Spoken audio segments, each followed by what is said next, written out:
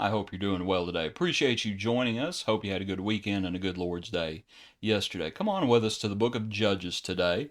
On Mondays, we look at a character from the Old Testament, and we've made our way to the Judges. And we're going to be looking at not the first judge, but we are going to be looking at Deborah today. If you'd like to be turning over to the book of Judges, we're going to be looking in Judges chapter 4 and 5. And I think it's interesting in looking for graphics for the slideshow. Just a lovely, lovely field there. The account of Deborah is actually an interesting account, and it's a lovely account, but not in the way that most people usually think of something being lovely. But over in Judges chapter 4, let's read a little bit. In Judges chapter 4, if I can get over there, we're still on Saul of Tarsus, aren't we? Nope, we're not doing Saul of Tarsus today. We are in Judges. Pardon me for that. In Judges chapter 4, verse 1, when Ehud was dead, the children of Israel did evil in the sight of the Lord. What a surprise. So the Lord sold them into the hand of Jabin. Hang on to that. The Lord sold them into the hand of Jabin, king of Canaan, who reigned in Hazor. The commander of his army was Sisera, who dwelt in Harosheth Hagoyim. And the children of Israel cried out to the Lord, for Jabin had 900 chariots of iron, and for 20 years he had harshly oppressed the children of Israel. It had been going on for 2 decades. Now Deborah, a prophetess, the wife of Lapidoth, was judging Israel at that time, and she would sit under the palm tree of Deborah between Ramah and Bethel in the mountains of Ephraim, and the children of Israel came up to her for judgment. Then she sent and called for Barak. And we'll pause right there to think about Deborah. And what's going to happen is Barak is going to be told, it's time, lead the troops, lead the troops. And Barak is going to say, I'll go if you'll go. And Deborah says, okay, but the glory of the Lord is going to go to a woman. And Barak probably thought she was talking about herself, but she was actually talking about somebody else. But what we're going to look at the Song of Deborah a little bit later on in the account, and to just think about our points. One of the points that we can make, and let's actually get over there and read it first. Later on in chapter 5, verse 1. We'll just read a verse or two here. Then Deborah and Barak, and this is after the army of Sisera has been defeated and Sisera himself has been killed. Then Deborah and Barak, the son of Abinoam, sang on that day, saying, when leaders lead in Israel, when the people willingly offer themselves, bless the Lord. When leaders lead, and when the people willingly offer themselves. And that is our first point. That as we think about it, we think about leaders and we think about people. We think about the job that we have to do, whatever that job is. And Barak, while he says, I'll go if you'll go, it's real easy to look at Barak and say, oh, well, he's being cowardly. Barak, I believe, is counted among the heroes of faith in the book of Hebrews, so I'm not sure if I would call him cowardly. He wanted Deborah, the faithful judge of Israel, to be with him. And you might think about it, she was a woman. That didn't matter to Barak. He still wanted her there. He wanted her there. When leaders lead and the people willingly volunteer themselves, bless the Lord. And that's what was happening. And that is how they were delivered, as the Lord was with them. It's one of the points that we can make, leaders and people.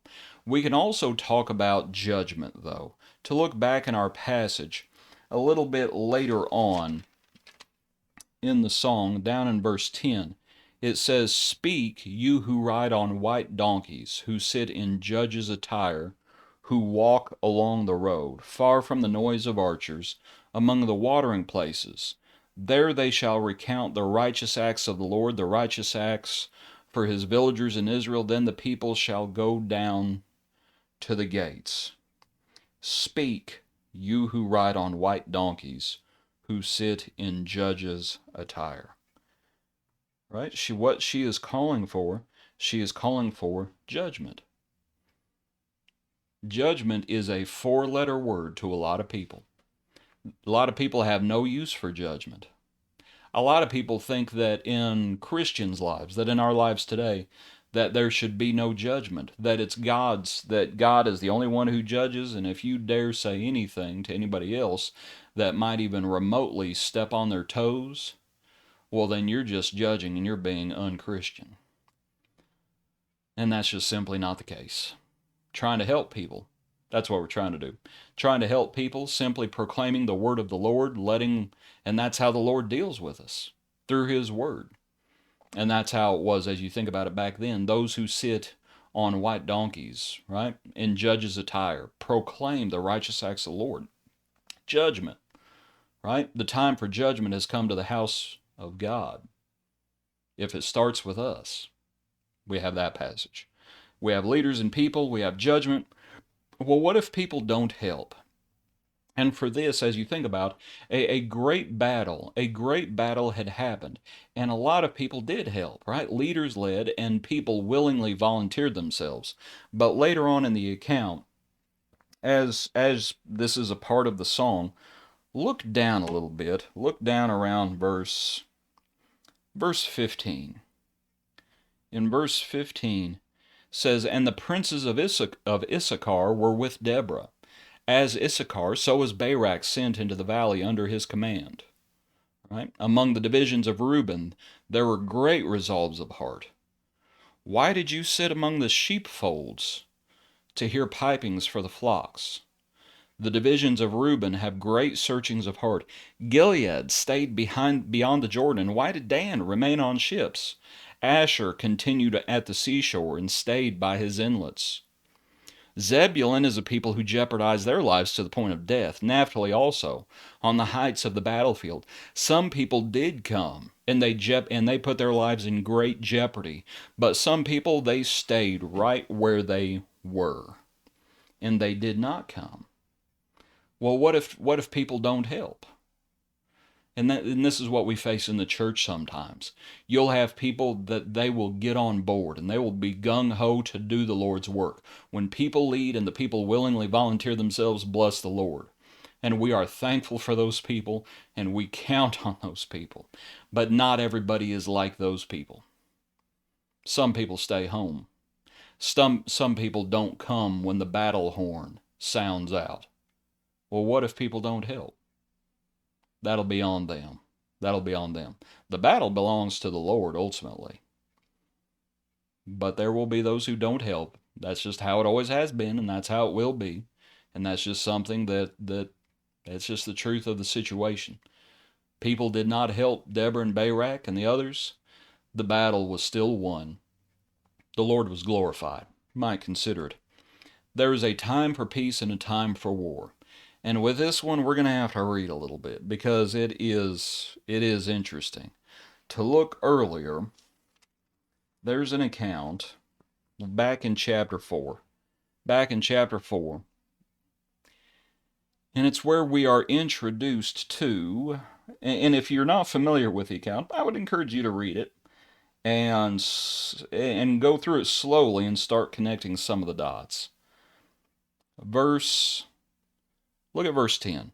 "And Barak called Zebulun and Naphtali to Kadesh." Okay, that's what's spoken about in Deborah's song. This is pre-battle, though. "Barak called Zebulun and Naphtali to Kadesh.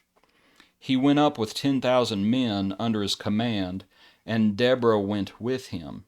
Now Heber the Kenite, however you say that, Heber the Kenite of the children of Hobab, the father-in-law of Moses, had separated himself from the Kenites and pitched his tent near the terebinth tree at Zanaim, which is beside Kadesh. And they reported to Sisera that Barak, the son of Abinoam, had gone up to Mount Tabor."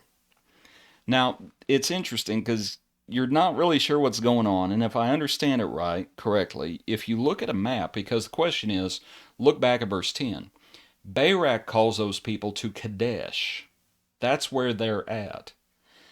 But this person, Heber the Kenite, who is in Moses' in-laws' family's lineage, okay?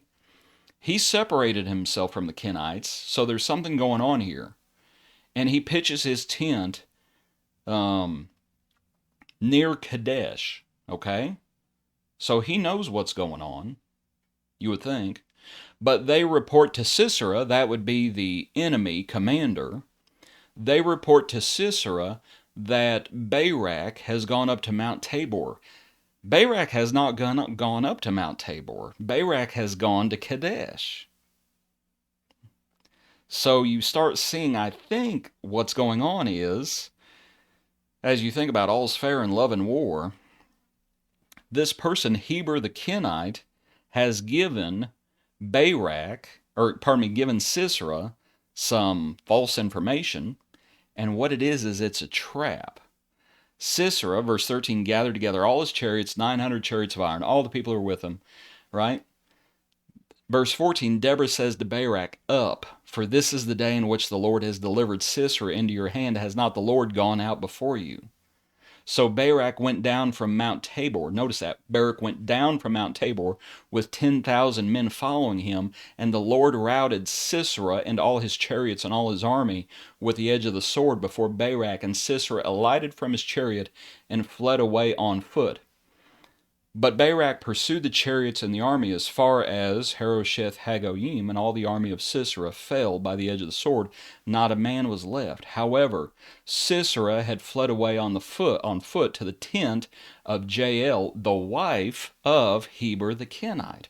For there is peace between Jabin, and this is Sisera's king.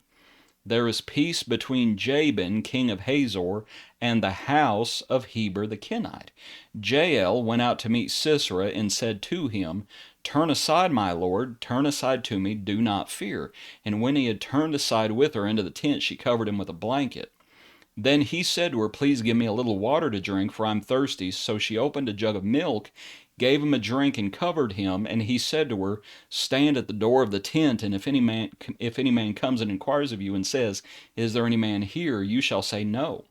Then Jael, Heber's wife, took a tent peg and took a hammer in her hand and went softly to him and drove the peg into his temple, and it went down into the ground, for he was fast asleep and weary, so he died.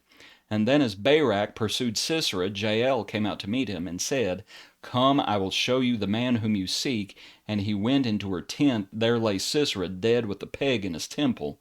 So on that day God subdued Jabin, king of Canaan, in the presence of the children of Israel, and the hand of the children of Israel grew stronger and stronger against Jabin, king of Canaan, until they had destroyed Jabin, king of Canaan. And I know that was a little bit of a lengthier reading, but it's an interesting one. You have this person, Heber the Kenite, his wife, Jael. And Heber the Kenite, before all this happens, he is at peace with the king of Canaan. There's peace between them. Why would there be peace between them?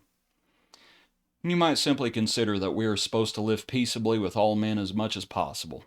And if you're able to be at peace, even though this is a pagan king, and even though this is an ungodly king, and even though this king is tormenting Israel at this time, this is the Kenites, right? This is, to look at it, this is Heber the Kenite. And it just so happens that his household is at peace with Jabin. And so Sisera, when he's running for his life, he finds what he thinks is a friendly place to hide. Remember, these are the people who gave the faulty information to Sisera. They recognize this is time, and there is a time for peace. They were at peace with Jabin, but there's also a time for war. And now it's time to choose the right side. Not saying that they had chosen Jabin before, but they had lived in peace with him. And that's not possible anymore. So Sisera comes to the tent thinking that he's found a friendly place to hide. And the woman there, and remember what Deborah says, he is going to be delivered into the hand of the woman. No doubt Barak thought, "Oh, you're talking about yourself, Deborah." No, Deborah's talking about, through prophecy, talking about Jael. And to look at it, when the woman, she says, come on in. And he goes in and he lays down, and she puts a blanket over him. He asks for water. She gives him a jug of milk. And he drinks deeply, no doubt. And when he's fast asleep, she gets a tent spike and hammers it through his head. There's a time for peace. There's a time for war. And apparently Jael is not afraid to get her hands dirty. You might consider it is an interesting account, the account of Deborah. Not exactly a field of flowers or wheat or whatever that is it? But it's still interesting. I know it's a little bit lengthier reading today, a little bit more to it, but still just a little bit of our daily bread. Hope you have a good day. Thanks for tuning in, and I hope you tune in tomorrow for another brief look into God's Word. Thanks for being with us today.